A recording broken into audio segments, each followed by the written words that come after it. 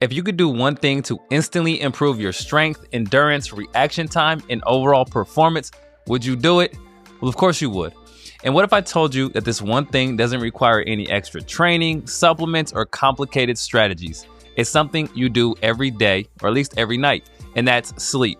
And today we're diving into the science of sleep and athletic performance, and specifically why it matters, how much you need, and the best strategies to optimize your recovery. If you're looking to improve your performance, your recovery, and your sleep, then this is for you. Let's explore. So how does sleep affect athletic performance?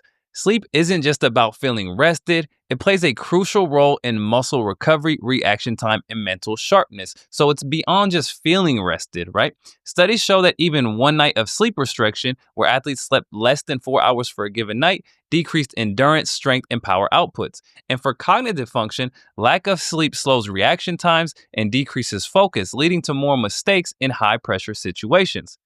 So we set the stage. Sleep is tied to athletic performance in a linear fashion. Poor sleep leads to poor performance, and improved sleep leads to improved performance. Simple. And this begs the question, how much sleep do athletes need? Now, the general recommendation for adults is 7 to 9 hours per night, but athletes likely need more due to increased physical demands. Elite athletes often sleep less than 7 hours per night, despite the fact that they need 8 to 10 hours per night to fully recover.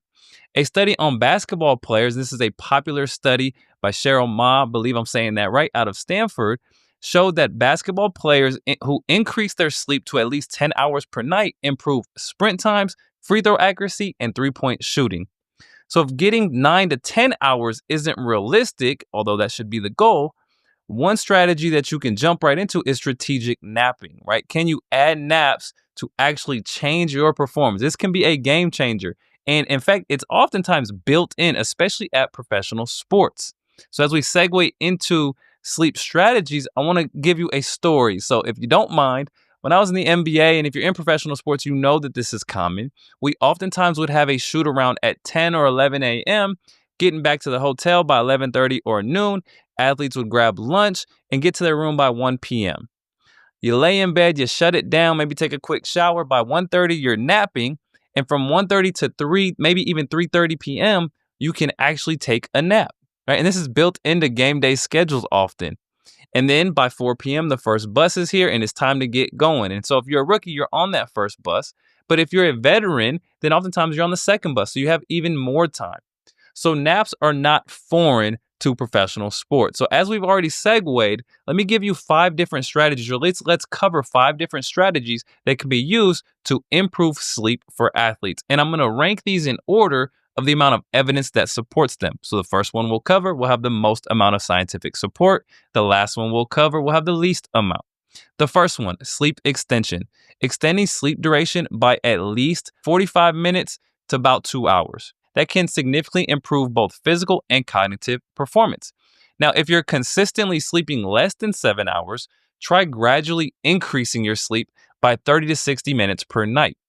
For this to work, consistency is key. So if you can, try to stick to a regular bedtime and a wake-up time. This is hard in sports where travel and late games are often a challenge, right? Currently, at time of recording, we have an 8 p.m. game tip-off tonight. And so that means our athletes won't get home until 11:30, right? 11 at the earliest, but 11:30, they're going to want to get some food. By the time they even get in bed, it could be closer to 1 a.m., right? So this becomes challenging just based on the logistics of sport. I get that. Now, one strategy before we move into the next, one strategy that can be added to sleep extension is I like to think about sleep rather than a per night basis, a weekly basis. So if the goal was 10 hours per night, the next goal would be 70 hours per week. Right? So on nights where maybe you only get 8 hours, we owe ourselves 2 more on the back end. And we can get that through our next strategy, which is napping for performance. Naps between 20 to 90 minutes, can restore performance levels. And after a night of restricted sleep, this is critical. Research suggests that longer naps of 90 minutes or even more provide the biggest benefit for reaction time, endurance, and decision making.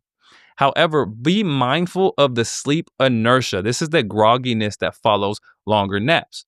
So you always want to aim to wake up at least 30 minutes before your practice or your competition, or when you need to be most alert, right? I would even suggest probably an hour before you have to really be ready, right? My cheat code, if I can, I love to take a nap and then hop in a shower, get a quick hot shower to wake it all up. And then I can get out of that sleep inertia if it's there and get it back into my day.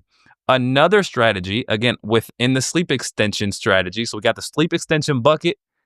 Another thing that you can add to this is what you can call a caffeine nap, right? And this is common in sports as well. If we know that there's sleep inertia associated with napping, sometimes athletes don't want to take a 20 to 30 minute nap because they feel like when they wake up out of it, there's that sleep inertia, there's grogginess, and they actually feel worse than when they went to sleep, right? You can avoid this by having some caffeine. This only works for shorter naps.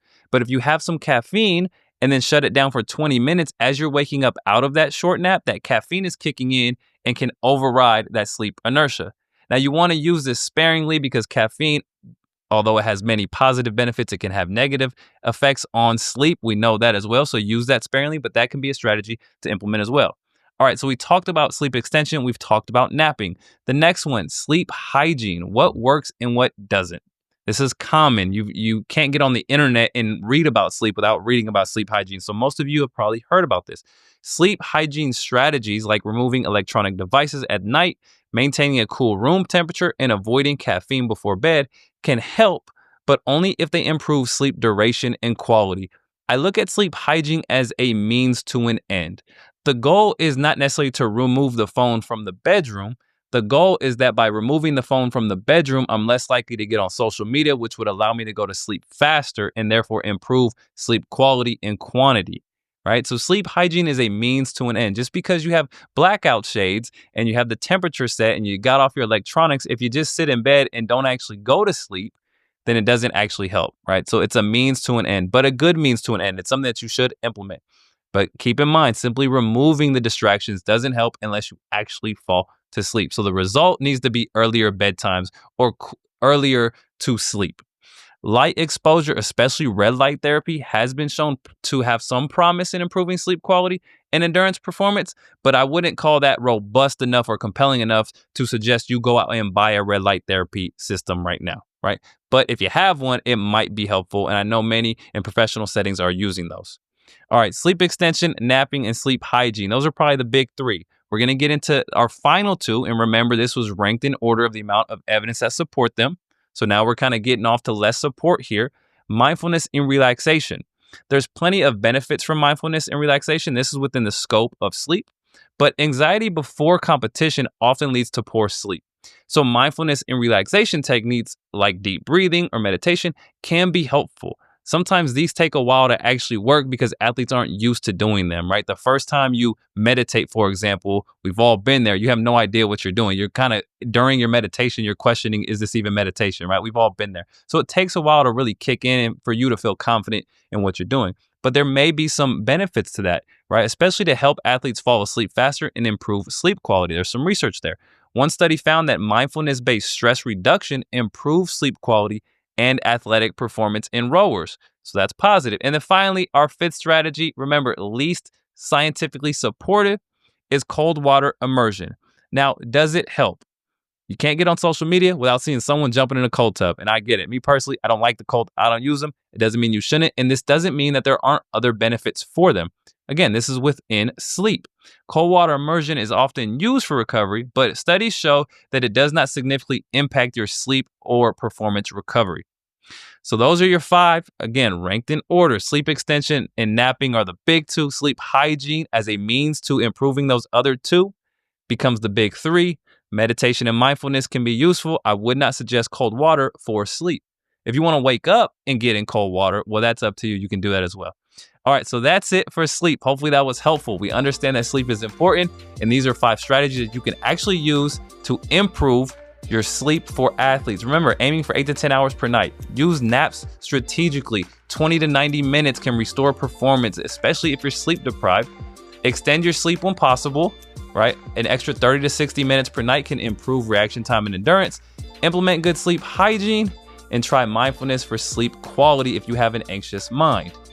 Finally, if you enjoyed this, don't forget to hit that subscribe button It would mean the world to me if you share this with somebody, maybe an athlete, maybe a coach that can use it, and then certainly implement any of these strategies to improve your own sleep. Thanks for listening, and I'll see you next time.